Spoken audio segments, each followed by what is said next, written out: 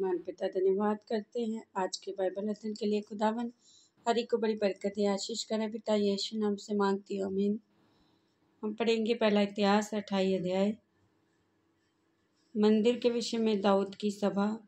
दाऊद ने इस्राएल के सब हाकिमों को अर्थात गोत्रों के हाकिमों और राजा की सेवा टहल करने वाले दलों के हाकिमों को, शस्त्रपतियों और शतपतियों और राजा और उसके पुत्रों के पशु आदि सब धन संपत्ति के अधिकारियों, सरदारों और वीरों और सब शूरवीरों को यरूशलेम में बुलवाया।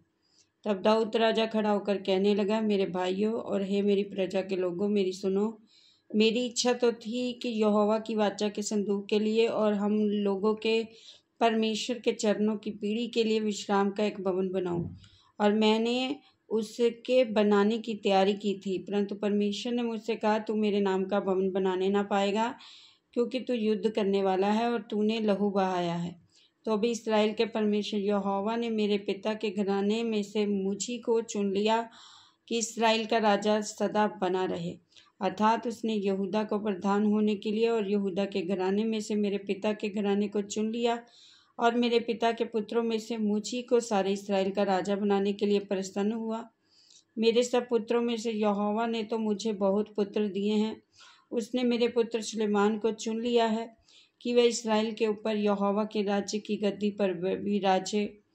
और उसने मुझ से कहा है, तेरा पुत्र सुलेमान ही मेरे भवन और आंगनों को बनाएगा, क्योंकि मैंने उसको चुन लिया है कि मेरा पुत्र ठहरे और मैं उसका पिता ठहरूंगा। यदि वह मेरी आज्ञा और नियमों को मानने में आजकल के समान दृढ़ रहे तो मैं उसका राज्य सदा स्थिर रखूंगा। इसलिए अब इस्राएल के देखते अर्थात यहोवा की मंडली के देखते अपने परमेश्वर के सामने अपने परमेश्वर यहोवा की सब आज्ञाओं को मानो और उन पर ध्यान करते रहो, ताकि तुम अच्छे देश के अधिकारी बने रहो और अपने बाद अपने वंश का सदा का भाग होने के लिए छोड़ जाओ। हे मेरे पुत्र सुलेमान, तू अपने पिता के परमेश्वर का ज्ञान रख और अपने खरे मन और प्रसन्न जीव से उसकी सेवा करता रह, क्योंकि यहोवा मन को जांचता और विचार में जो कुछ उत्पन्न होता है उसे समझता है। यदि तू उसकी खोज में रहे तो वह तुझको मिलेगा, परंतु यदि तू उसको त्याग दे तो वह सदा के लिए तुझको छोड़ देगा। अब चौकस रह, यहोवा ने तुझे एक भवन बनाने को चुन लिया है, एक ऐसा भवन बनाने को चुन लिया है जो पवित्र स्थान ठहरेगा। हियाव बांधकर इस काम में लग जा।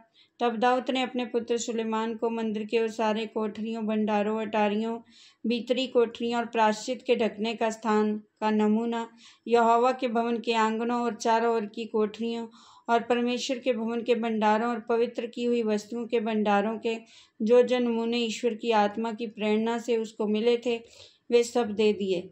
फिर जाजकों, लेवियों के दलों और यहोवा के भवन की सेवा के सब कामों और यहोवा के भवन की सेवा के सब सामान अर्थात सब प्रकार की सेवा के लिए सोने के पात्रों के निमित्त सोना तोलकर, सब प्रकार की सेवा के लिए चांदी के पात्रों के निमित्त चांदी तोलकर, सोने के दीवटों के लिए उनके दीपकों के लिए एक एक दीवट और उसके दीपकों का सोना तोलकर, चांदी की दीवटों के लिए एक एक दीवट और उसके दीपक की चांदी एक एक दीवट के काम के अनुसार तोलकर, और भेंट की रोटी की मेज़ों के लिए एक एक मेज का सोना तोलकर, और चांदी की मेज़ों के लिए चांदी और चोखे सोने के कांटों, कटोरों और प्यालों और सोने की कटोरियों के लिए एक एक कटोरी का सोना तोलकर, चांदी और चांदी की कटोरियों के लिए एक एक कटोरी की चांदी तोलकर, और धूप की वेदी के लिए ताया हुआ सोना तोलकर, और रथ अर्थात यहोवा की वाचा का संदूक ढकने वाले और पंख फैलाए हुए करूबों के नमूने के लिए सोना दे दिया। दाऊद ने कहा, मैंने यहोवा की शक्ति से जो मुझको मिली है सब कुछ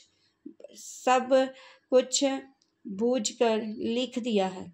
फिर दाऊद ने अपने पुत्र सुलेमान से कहा, या बांध और दृढ़ होकर इस काम में लग जा, मत डर, तेरा मन कच्चा न हो, क्योंकि यहोवा परमेश्वर जो तेरा परमेश्वर है वह तेरे संग रहेगा।